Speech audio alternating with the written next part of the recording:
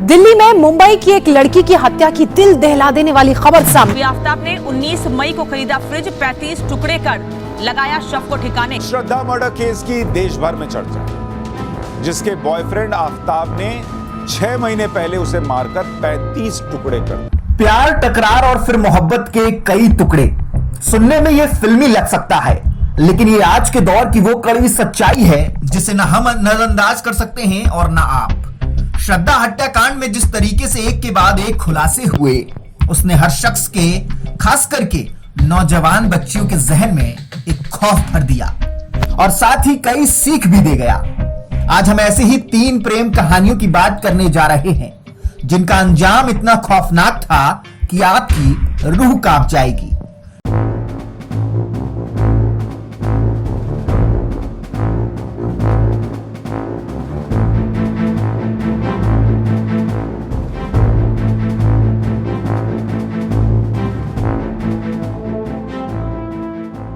पहली कहानी आजकल हर पेपर और समाचार चैनल की सुर्खी बनी हुई है। श्रद्धा हत्याकांड। श्रद्धा को जानने वाले लोग उसे खुले विचारों वाली और एक मजबूत इरादों वाली लड़की बताते हैं। जिन आफ्ताब अमीन पूनावाला से वो ऑनलाइन डेटिंग ऐप के जरिए मिली थी, वो बाहरी दुनिया के लिए तो एक बहुत ही खुले विचारों वाला लड़का था, लेकिन असल में आफ्ताब वो भेड़िया था जिसने भेड़ की खाल पहन रखी थी।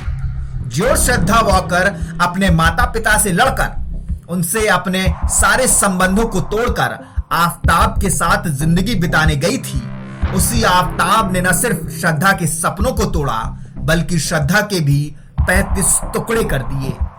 दिल्ली के अलग अलग जगहों पर लगभग 18 दिनों तक वो हर रोज श्रद्धा के शरीर के टुकड़ों को फेंकता रहा। कुछ टुकड़ों को तो जानवरों को भी खिलाया गया। इस नर पिशाच ने अमानवीयता की सारी सीमाओं को लांघ दिया। कई मीडिया रिपोर्ट्स में दावा किया गया कि जिस कमरे में आफ्ताब ने श्रद्धा के टुकड़े रखे थे, वहीं उसी कमरे में वो दूसरी लड़कियों के साथ शारीरिक संबंध भी बनाता था। सिर्फ यही नहीं, उसी रेफ्रिजरेटर में अपना खाना भी रखता था जिसमें उसने श्रद्धा की लाश के टुकड़े रखे थे। अभी न जाने कितने ही और खुलासे होंगे, नहीं पता है, लेकिन मैं आज फिर उन तथाकथित फेमिनिस्ट गिरोह की महिलाओं को पूछना चाहता हूं कि आपकी वो दफ्ती कहां गई जिस पर आप जस्टिस मांगने का झूठा स्वांग रचते हैं। बहरहाल, इस हत्याकांड से एक सबक हम सबको लेना जरूरी है कि आपके माँ बाप आपके दुश्मन नहीं हैं। वो हमेशा आपके अच्छे के लिए ही सोचते हैं। हम बड़े हो जाते हैं, 4-6 किताबें पढ़ लेते हैं और हमें पैदा करने वाले, पाल पोस कर बड़ा करने वाले माँ बाप को बात बात पर कहने लगते हैं, अरे पापा आपको कुछ नहीं पता, मम्मी तुम्हें कुछ नहीं आता। ये गलती सिर्फ श्रद्धा नहीं, बल्कि हम सब कभी ना कभी अपने जीवन में करते हैं। बस हमारी किस्मत अब तक अच्छी है और श्रद्धा की नहीं थी। खैर, श्रद्धा हत्याकांड ने इतिहास में दफन कुछ ऐसे हत्याकांडों से मिट्टी हटा दी है जिनके बारे में जानकर आपके पैरों तले जमीन खिसक जाएगी। साल 2008 ऐसा ही एक केस सुर्खियों में आया था जब टीवी सीरियल के प्रोड्यूसर नीरज ग्रोवर की बेरहमी से हत्या उसी की प्रेमिका ने अपने मंगेतर के साथ मिलकर कर दी थी। नीरज ग्रोवर की हत्या के सबूत मिटाने के लिए उसकी प्रेमिका मारिया और उसके मंगेतर ने नीरज की लाश के 2, 4, 6 नहीं, बल्कि पूरे 300 टुकड़े किए थे। यही नहीं, मारिया ने अपने मंगेतर मैथ्यू के साथ नीरज की डेड बॉडी के सामने शारीरिक संबंध भी बनाए। बाद में नीरज के शरीर के टुकड़ों को जंगल में ले जाकर जला दिया। ऐसा ही एक जघन्य हत्याकांड देवभूमि की दून घाटी में हुआ था। राजेश पेशे से एक सॉफ्टवेयर इंजीनियर था। दिल्ली की रहने वाली अनुपमा से उसकी मुलाकात हुई।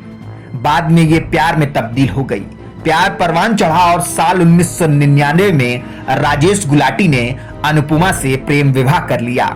साल 2000 में दोनों अमेरिका चले गए। 6 साल बाद दोनों वापस भारत आए और देहरादून में आकर के बस गए। लेकिन अब सब कुछ पहले जैसा नहीं था। अब दोनों के रिश्तों में एक दरार आ चुकी थी जो धीरे धीरे समय के साथ खाई बनती चली गई। सबको लगा कि बच्चों के जन्म के बाद दोनों की रिश्तों की खाई अब भर जाएगी, लेकिन ऐसा कुछ भी नहीं हुआ। साल 2010 17 तारीख थी और अक्टूबर का महीना था। इस दिन भी अनुपमा और राजेश के बीच झगड़ा हुआ, जो इतना बढ़ गया कि वो हाथापाई पर जा पहुंचा। राजेश ने अनुपमा को जोर का धक्का दिया।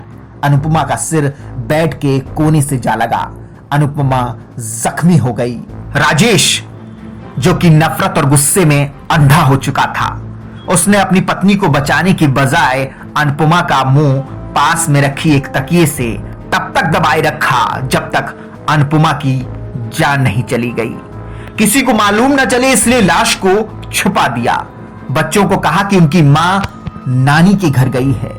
अनुपमा की लाश से बदबू ना आए इसलिए वो एक बड़ा सा डीप फ्रिज खरीद लाया, जिसमें उसने अनुपमा की डेड बॉडी को रखा। जब अनुपमा की लाश बिल्कुल बर्फ में तब्दील हो गई, तब उसने अनुपमा की लाश के 72 टुकड़े कर दिए और धीरे धीरे दून के जंगलों में उन्हें फेंक आया।